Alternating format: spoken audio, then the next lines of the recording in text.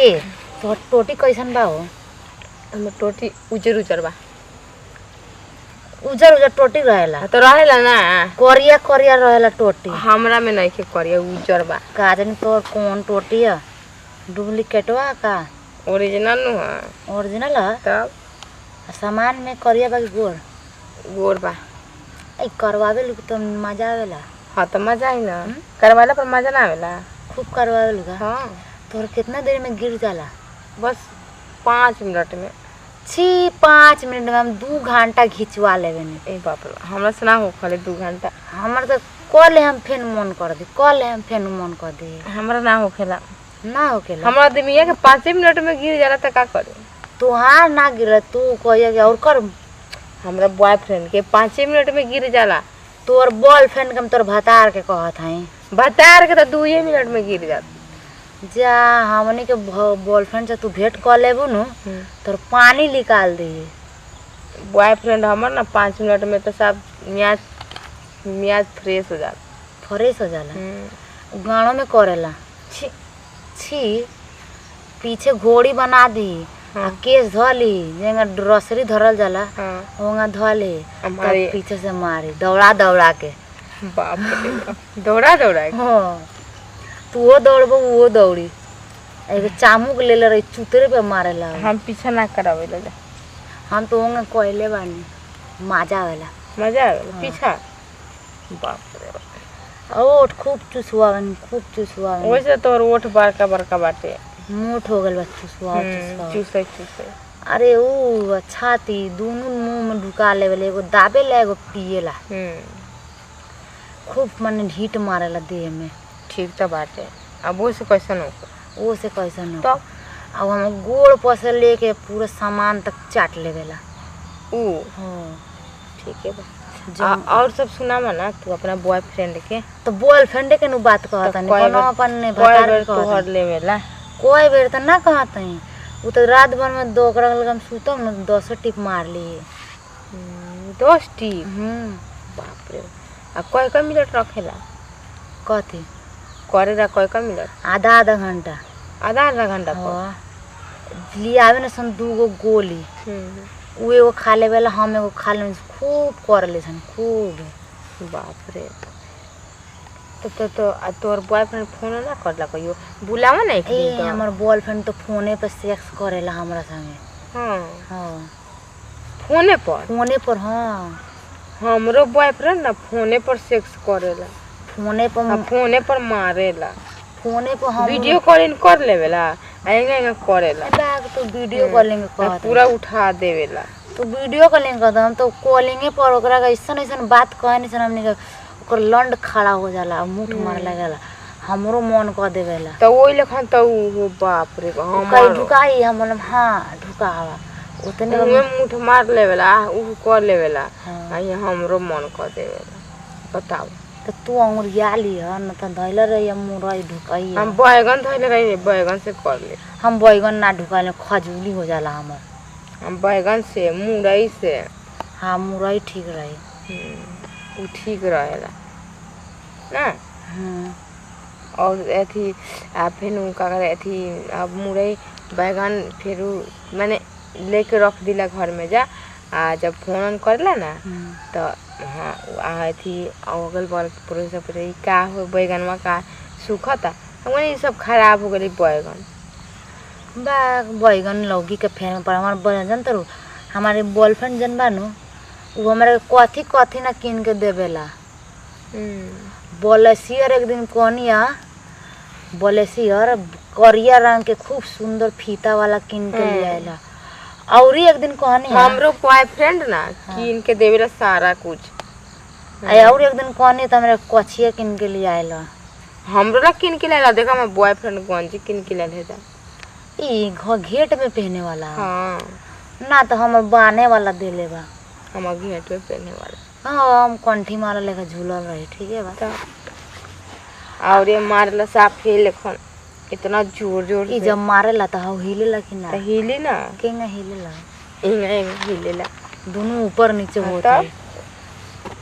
हिलत है ना। हमरो खुद पे लेला बहुत पे लेला चाह और कितना मने करे छोड़ दे करे ना आवरी दे साला करते रहेला रात भर करेला साला करवावा वही फैला ला करवा कर लड़का होके में दिक्कत ना होगे एक क्या खचाक से बोल निकल जाई हमरा लड़का नानू होई अब हमरा का होई लड़का अब भगवान दे दिले बना बहुत बा हमरा ना चाहिए ओकरे के आबाद रखल हां हमरा ना चाहिए आ तले पेलवाइबो हां तब छूटा रहम तब न खूब पेलवाइबो ना तब अकेले रहम तब न अकेले के मजा छकेला मार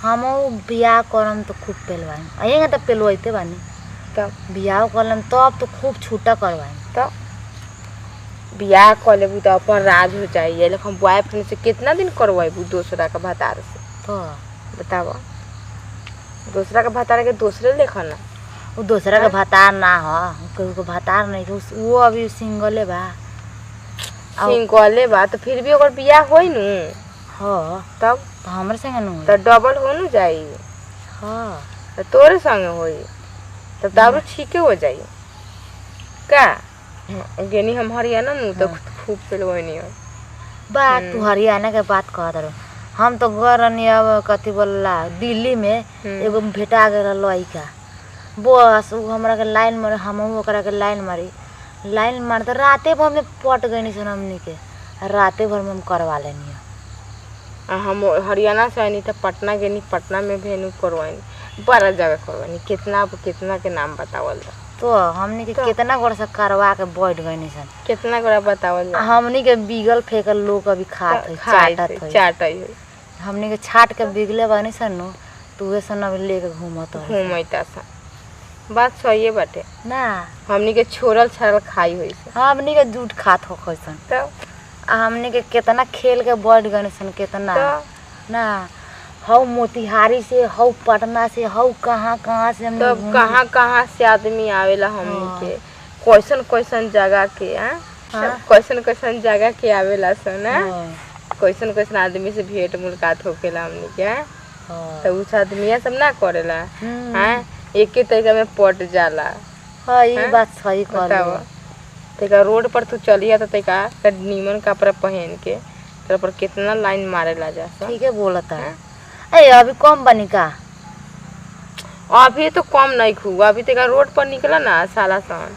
चल करिए है नहीं आओ ना दे ना तो सब रिजेक्ट माल हो गल अब नैका मालवा में से तनका खोजल जा हां नैका मालवा में से नानू भेटाई सन गांव में कोनो को लइका भी थी बा जवान बहुती बा लइका जवान उकनी को पटावल जा हमनी को खूब नया माल खाए के मन करता तो पटे वाला हुई तो अब नु पटी ना पटी एगो बैलून देखाएम तो अपने चले एगो निकाल के रखम एगो देखा ना बैलून अभी आते ही तो एगो छावड़ा घूमते बाटे रह दऊ अरे ओकरा के कहत ओकरा 4 दिन पहले छोड़ले रहनी खा के हउए गछिया के पीछे खइले रहनी हां अभी घूमता होता तहरा के देखी न बा ओकरा के हमके देखऊ के मन ना करत ये तो सामान बहु छावड़ा के तोर गांव में कोनो बारा सन के ना हमरा गांव में तो बहुत लोग बा सामान ठीक बा कि ना हां ठीक बा एत से हेते हां तो खइया तो मन चाही तो बोली हो हम बुला के लिया दे हम भलाइले या ना हम खाए के बड़ा मन करता ढेर दिन हो गल बा खाइला